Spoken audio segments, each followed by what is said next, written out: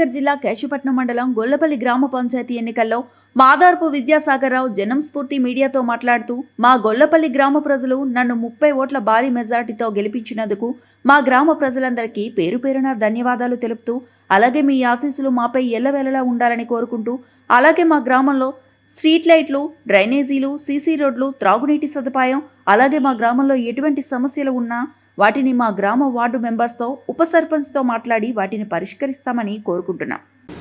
నమస్తే, నా పేరు మాదారపు విద్యాసాగర్రావు. నన్ను గొల్లపల్లె గ్రామ ప్రజలు సర్పంచ్గా 30 ఓట్లతో గెలిపించినారు.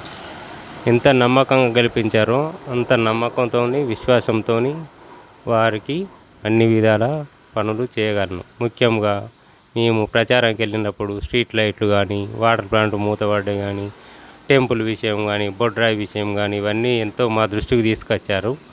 అవన్నీ కూడా వారికి అందించగలము. గ్రామ అభివృద్ధి చేయగలము. గ్రామ ప్రజలకు వారి వెంటే ఉండి వారికి ఎప్పుడు తోడుగా ఏ ఇబ్బంది కలిగినా వారితో ఉండగలను. ఇంతకుముందు మా ఫాదర్ కూడా కొత్తగా సర్పంచ్గా చేశాడు. అతడు గ్రామ పంచాయతీ అభివృద్ధి కానీ, స్కూలు ప్లేస్ కానీ, గాంధీ తాత విగ్రహం కానీ, డ్రైనేజీలు కానీ అవన్నీ చేసాను. అతని స్ఫూర్తిగా తీసుకొని నేను ముందుకు వెళ్ళగలనని మనవి చేస్తున్నాను. నేను 30 ఓట్ల మెజార్టీతో గెలిపించారు. అవును.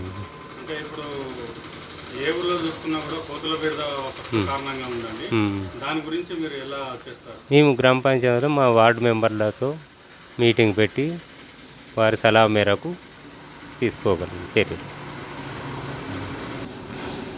నన్ను ఎంతో నమ్మకంగా నా మీద నమ్మకం ఉంచి గెలిపించిన గ్రామ ప్రజలందరికీ ధన్యవాదాలు తెలుపుకుంటున్నాను.